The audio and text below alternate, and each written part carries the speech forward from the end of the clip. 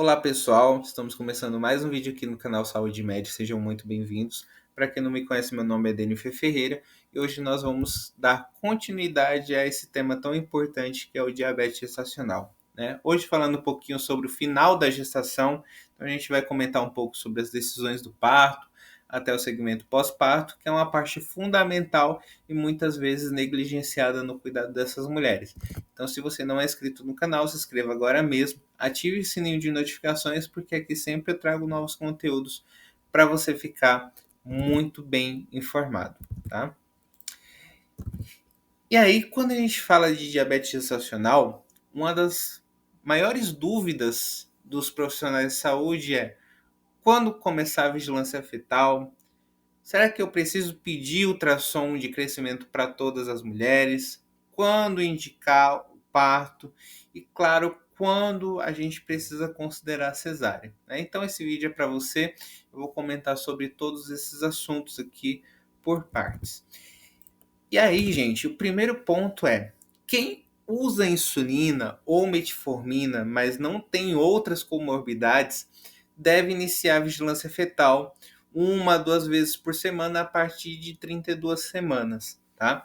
Essa vigilância pode ser cardiotocografia, perfil biofísico, né? Isso vai depender muito da rotina do serviço. Agora, se a gestante tem diabetes gestacional controlado, só com dieta, a verdade é que não existe consenso sobre iniciar a vigilância de rotina antes do termo, tá? Muitos serviços, eles não fazem monitorização para essas pacientes desde que o controle esteja realmente bom. Mas aí tem um detalhe importante. Passou de 40 semanas, mesmo no diabetes gestacional dietético, vale iniciar a vigilância fetal, porque o risco perinatal começa ali a subir, tá? E aí é importante ressaltar que entre 29 e 32 semanas é recomendável pedir uma ultrassonografia para avaliar o crescimento fetal. Por quê? Porque nessas pacientes a gente quer identificar cedo se existe desproporção entre a cabeça e o corpo, né? Principalmente circunferência abdominal muito aumentada, a relação entre a circunferência abdominal e o diâmetro biparietal, né? Ali se está desproporcional.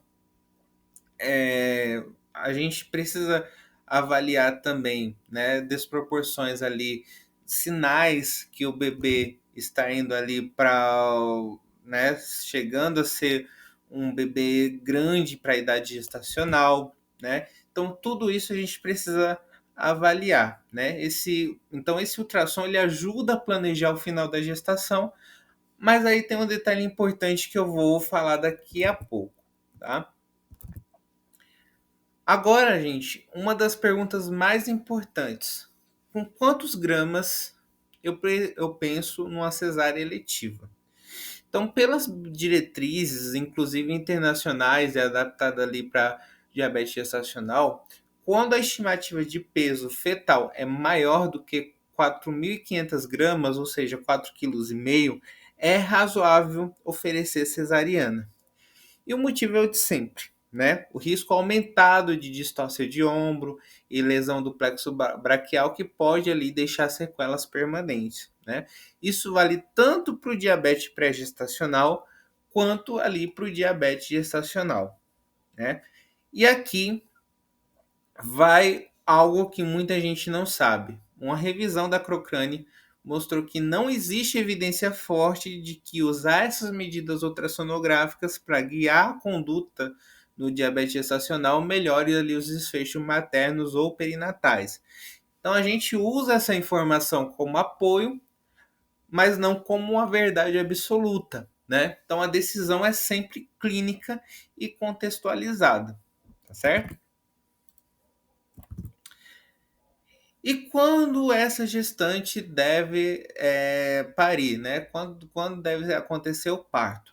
A recomendação prática é a seguinte: se o diabetes gestacional é controlado só com dieta e não tem nenhuma complicação, o ideal é conduzir até 40 semanas e 6 dias ali no máximo, tá? Se o diabetes gestacional é bem controlado, mas com medicação, como insulina ou metformina, conduzia até 39 semanas e 6 dias. Agora, se o diabetes não está bem controlado, ou se há comorbidades como hipertensão, pré-eclâmpsia incipiente ou alterações fetais, a gente precisa considerar programar o parto antes das 39 semanas. É importante reforçar o seguinte: não há indicação de antecipar o parto antes das 39 semanas quando o diabetes gestacional está realmente bem controlado, tá? E aí, durante muito tempo, né, a gente acreditou que induzir trabalho de parto aumentava a taxa de cesárea. E por isso muita gente evitava a indução nessas pacientes.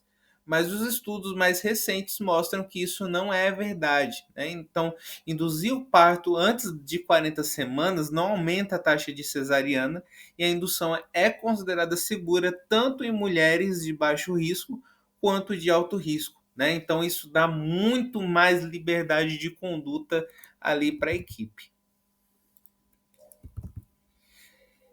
E aí, gente, a gente começa a falar sobre um assunto que muitas vezes passa desapercebido no atendimento, né? Que é o acompanhamento pós-parto da mulher que teve diabetes gestacional. Né? Esse é um momento crítico porque mesmo depois que o açúcar, entre aspas, normaliza, o risco futuro de diabetes tipo 2 continua muito alto, né? Então, desde os primeiros protocolos de rastreamento do diabetes gestacional, já se sabe que a hiperglicemia na gestação é um marcador forte de risco futuro, né? E esse número é impressionante, né? Até 70% das mulheres que tiveram diabetes gestacional desenvolvem diabetes tipo 2 dentro de 20 a 30 anos. Isso significa que praticamente 7 em cada 10 dessas mulheres vão virar diabéticas ao longo da vida se nada for feito, né? Então, logo após o parto, a gente precisa entender se aquela mulher realmente tinha diabetes gestacional ou se ela já tinha um diabetes tipo 2 que só foi descoberto ali na gravidez. E como que as diretrizes recomendam fazer isso, né? Então, as principais diretrizes, como a ADA, a COG, né, o Workshop Internacional, eles são unânimes. Né? A recomendação é realizar um TOTG com 75 gramas, 2 horas, com 2 horas de duração entre a quarta e 12ª semana pós-parto. Então, entre 4 e 12 semanas pós-parto. Por quê? Porque só a glicemia de jejum falha em identificar muitas mulheres que já têm alteração metabólica, né? E esse TOTG ele classifica assim: se a glicemia de 2 horas for maior ou igual a 200 miligramas por decilitro, o diagnóstico é de diabetes tipo 2, tá? Entre 140 e 199 a gente classifica como tolerância à glicose diminuída, tá? E abaixo de 140 o exame é considerado normal. E mesmo com o exame normal, gente, essa paciente ela precisa de segmento periódico, tá certo? Então, as diretrizes recomendam que mesmo com TOTG normal pós-parto, essas mulheres façam rastreio pelo menos a cada 3 anos. É um grupo de risco por toda a vida reprodutiva e pós-reprodutiva, né? E aqui entra um desafio para a nossa realidade, né? Porque menos de 20% das mulheres fazem TOTG pós-parto. O dado é internacional, mas reflete bem a nossa realidade aqui no Brasil. Né? A maior parte dessas mulheres ela some do sistema de saúde depois do parto. Né? E aí, para melhorar a adesão, a diretriz do ACOG de 2024 traz uma sugestão interessante. Qual que é? Realizar o TOTG no segundo dia pós-parto antes da alta hospitalar.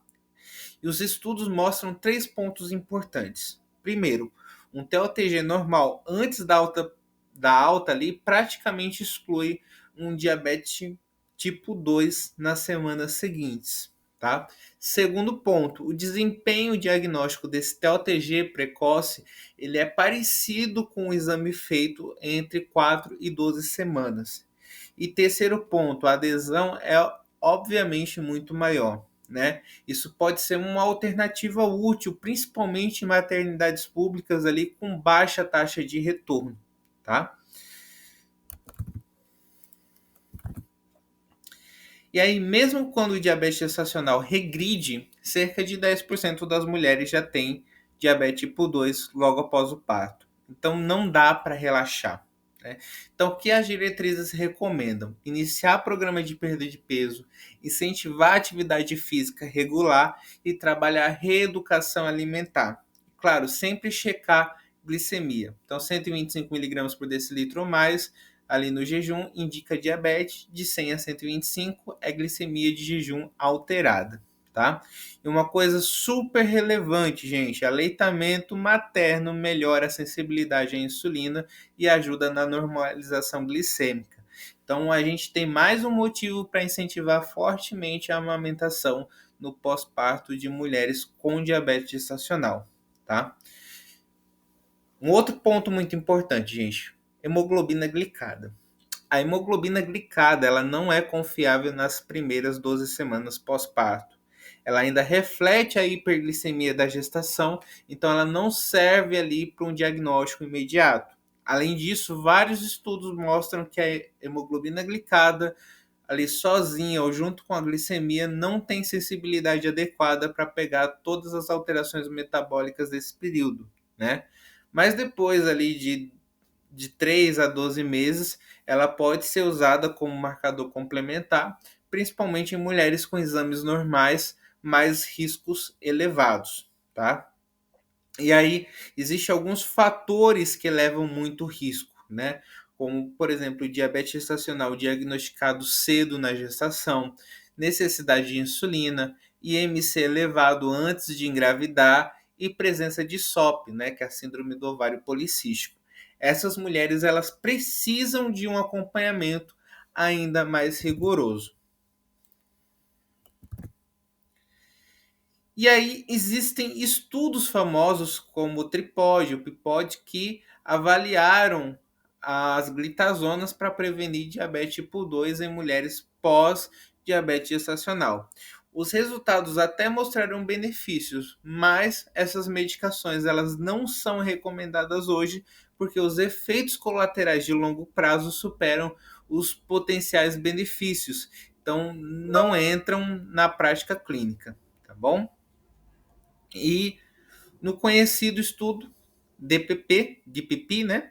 349 mulheres com histórico de diabetes gestacional foram acompanhadas.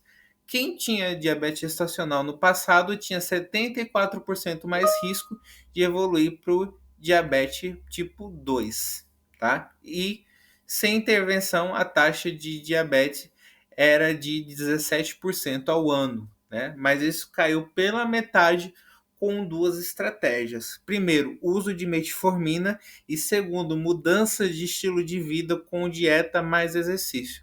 Ou seja, funciona, é eficaz e é seguro, tá?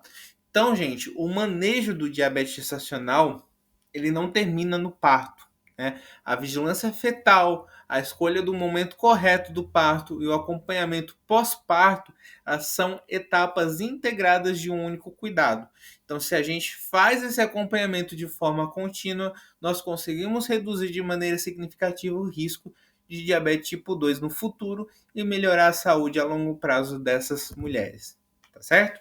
Então, gente, esse é o vídeo de hoje. Se você gostou, deixe o seu like. Lembrando também que temos outros vídeos disponíveis no canal que estão organizados em playlist para que você possa acessar com mais facilidade os conteúdos.